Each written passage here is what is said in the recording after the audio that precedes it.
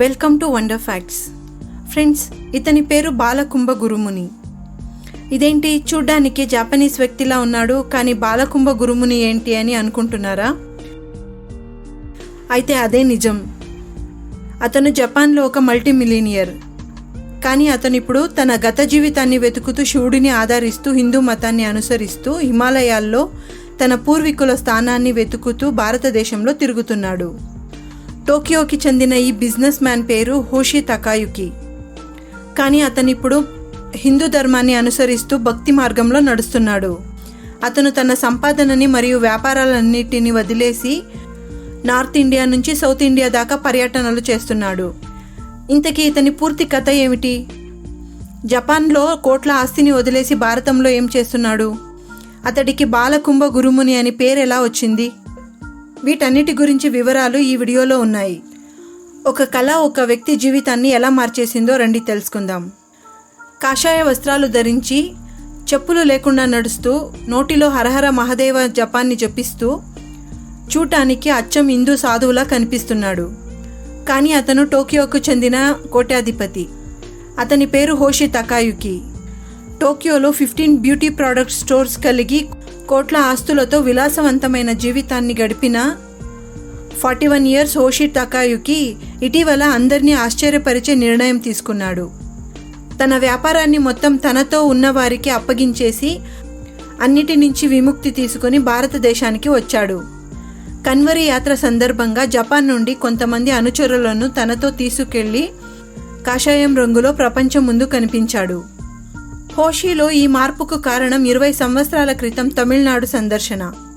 ఆ సమయంలో విజిటర్గా తమిళనాడుకు సందర్శించిన హోషి పురాతన హస్తసాముద్రిక వ్యవస్థ అయిన నాడీ జ్యోతిష్యాన్ని ఆశ్రయించాడు.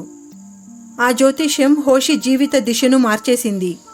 దాని ప్రకారం హోషి తకాయుకి తన గత జన్మలో హిమాలయాల్లో నివసించిన ఒక ఋషి. అంతేకాదు, ఈ జన్మలో కూడా తాను కొన్ని సంవత్సరాలలో ఆధ్యాత్మిక మార్గాన్ని అనుసరిస్తాడని చెప్పారు. కానీ స్టార్టింగ్లో ఇవన్నీ నమ్మని హోషి తమిళనాడు నుంచి జపాన్కు తిరిగి వెళ్ళిపోయాడు.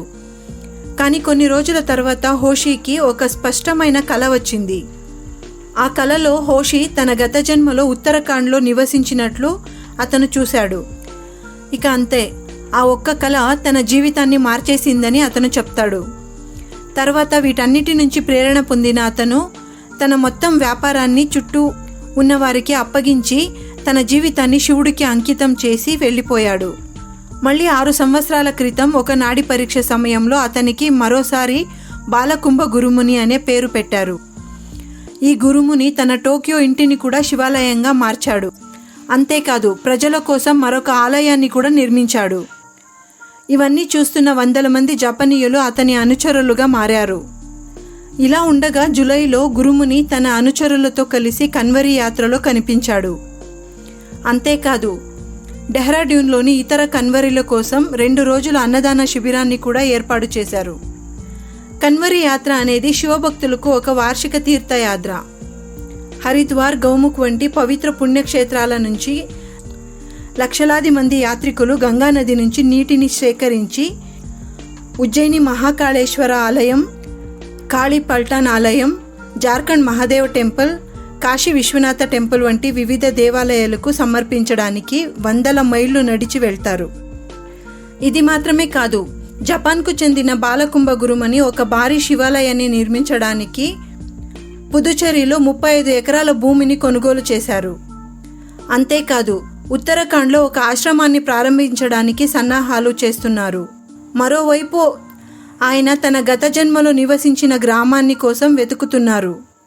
కోట్ల ఆస్తిని వదిలేసి తన గత జన్మ సంబంధాన్ని వెతుక్కుంటూ ఆధ్యాత్మిక చింతనలో నిమగ్నమై హిందూ ధర్మాన్ని పాటిస్తున్న హోషి తకాయుకి గురించి మీరేమనుకుంటున్నారో కామెంట్ చేయండి. మీరు కూడా హిందూ ధర్మాన్ని గౌరవిస్తున్నట్లయితే ఈ వీడియోకి ఒక లైక్ చేయండి. అండ్ ఇలాంటి మరిన్ని ఆసక్తికరమైన వీడియోల కోసం మా ఛానల్ను సబ్స్క్రైబ్ చేసుకోండి.